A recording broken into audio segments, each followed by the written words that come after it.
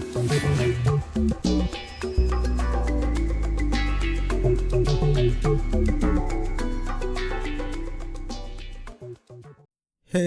everybody, and welcome back to Pierce Gaming News. Did you guys watch PlayStation Experience at all last weekend? Because if you guys didn't, you missed a lot. I mean, it was pretty cool to watch because, well, actually here, let me first get into this. Lizard Squad shut down the PSN last night. So I was trying to play, Gran Turismo 6 on my PS3. I haven't fired up my PS3 in 2 months. And I was downloading this huge update. It was like a lot of gigs. It was like 3 gigs or so. And I was about 80% done. It said, an error occurred. You have been signed out of PlayStation Network. And I was like, oh no. I waited literally like for 2 hours probably. And I went back to log into PSN and wouldn't let me log in. I was watching the PlayStation Experience live stream actually. People were saying PSN is down, and I wrote on there, I was like, yeah, it's down. So then I'm like, oh, then somebody came along and commented that Lizard Squad shut it down. So I'm like, okay, they might just be saying that. So I actually went to Lizard Squad's Twitter account, and this is what they said. PSN login, #offline, #Lizard Squad. So why? I'm just gonna ask this again. Why are they doing this? They're gonna be so irrelevant in about a week because I watched a video yesterday actually about how Anonymous sent Lizard Squad a message. They're like, basically, if they don't stop, Anonymous will find them and they will work with the FBI to track these guys down. So if they don't stop, they got a rude awakening because Anonymous is gonna find them. That is a guarantee. So yeah, were you guys affected at all by the PSN being down at all? Let me know. I know a lot of people were having problems with that, so I just want to know if I wasn't the only one or those people weren't the only ones. If you guys were affected as well, let me know down in the comments. There is one thing though, I really am getting sick of this.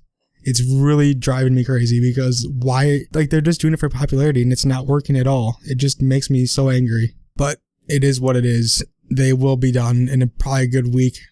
I know Anonymous did say in that video also, they said that by Christmas time, if they do that huge server, whatever, they will in fact find them for sure. So at least Anonymous is gonna stop this from happening. So yeah, that's all I gotta say on that topic. I mean, I was just so angry when I saw that, especially on their Twitter account. I mean, they have 132,000 followers as of yesterday, so that's too much. That's way too many. Why are people following them? They're just doing this for fame, and it's really tiring. So I did watch the PlayStation Experience, and I did notice a few key things that I really wanted to talk about here. The first one was virtual reality. They literally went on for about, 45 minutes to an hour. But they were talking about how it's advancing and how games are going to be played with it and, how it just transfers you from the real world into reality, virtual reality. So it just got me excited. It's like, what if I could play GTA 5 in virtual reality or GTA 6? That would be like one of the greatest things. 'Cause it's like you're in a real world, but it's virtual. And the thing that's mind blowing to me is like you can look around like a 360 degrees and it'll be like you're actually there. That just mind boggles me. I cannot wait for the virtual reality to take off. And yeah, they talked about that for a little bit. I watched that. So that was pretty fun to watch. I think they also said in the virtual reality thing, that said it's been like 30 years, not in development, but I think they said it's been in development for about, I believe it was 5 years or so, which is a pretty long time. I remember reading something, or my friend told me this actually, that Microsoft was making virtual reality too, and it could like detect brain motions and physical things. So it's like you control your whole thing with your brain. If they have that, it's going to be the best virtual reality thing. If they kept up with that research, that's going to be totally just insane. I would probably have to go out and get an Xbox One or something to play that because that would just be so much fun. So yeah, virtual reality is really cool. I cannot wait to try it out, buy it, whatever for my PS4 because I don't know. I'm just totally just stoked for that. All right, the next one up was No Man's Sky. Now, I've known about this game for a while. I talked about it in my video from yesterday, but yeah, I think I read today somewhere where it said there was 8.5 quadrillion planets, and if you were to visit one every second, it would take you 582 million years to complete. That right there, I want to get this game because it's a new exploration and I can't even comprehend on how much that's gonna be. Like, just think of that. 8.2 quadrillion. I didn't even know that was a number. This game is gonna be literally one of the best, and it's funny because it's the most hyped game right now, and it's not even a AAA title. It's an indie game that's made in a small town in England. So props to Hello Games and Sean Murray for this, because this game is literally going to be one of the best. I seriously hope and think this, and I'm just gonna play this game like there's no tomorrow. And also, somebody else on No Man's Sky, they said you start from the outside of the galaxy and you work your way in, which is gonna take you, I don't know how long. It's gonna take like basically forever. I don't know. I'm just totally just stoked for this game because it's just so mind-blowing how, and it's scary to think how small of a space it takes up because it's procedurally generated. So that just is insane by itself. What do you guys think of No Man's Sky? Are you guys gonna buy it or not? I think it's coming out for PC as well. So PS4 and PC owners, are you guys gonna buy it? Because I know I will day one. I will definitely buy it, but I want to know what you guys feel about the game. Do you guys think it's gonna be a good game or bad game? I just think it's gonna be a really cool game because it's a new thing and it's stuff that's unknown.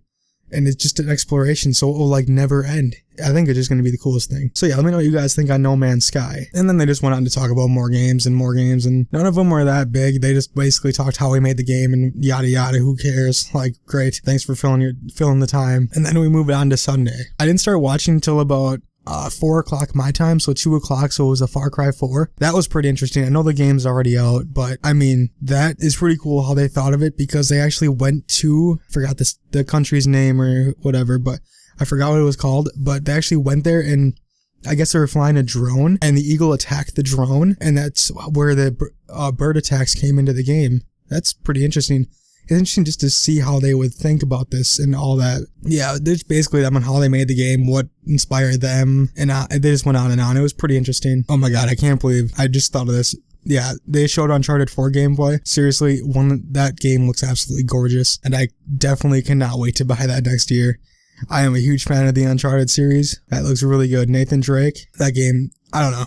I can't say too much on it, but all I know is I'm just really excited for it. I mean, I don't know much about it, what it's going to be about. I have only saw snippets of gameplay videos, so I can't get a full grasp around what it's going to be. All I know is I love the Uncharted series, and this is bound to be one of the best. Then we got to, I missed a little bit more, and then we got down to Tearaway. That game is pretty interesting, but it's like, come on. I don't really want to know what game you have for the like, it looks fun to play and all, but I really don't care. Let's just be honest. There was so many indie games here, like some of them are cool, like No Man's Sky, because they set the bar high for an indie game, let me tell you that. And then they have like a bunch of indie games that like are okay, great. Are we the indie station for? I mean, it just gets sickening after so many of these indie games. I'm glad they support the indie developers and all, but you don't need to keep showing them back to back to back because then people are just going to lose interest. I mean, there was this one game, I think I did see it. It was Amplitude, I believe. I don't know. I can't remember what it was. It was some guy who made the game by himself and it was 5 years. So that's pretty interesting, but it's like, it's a 2D side scroller.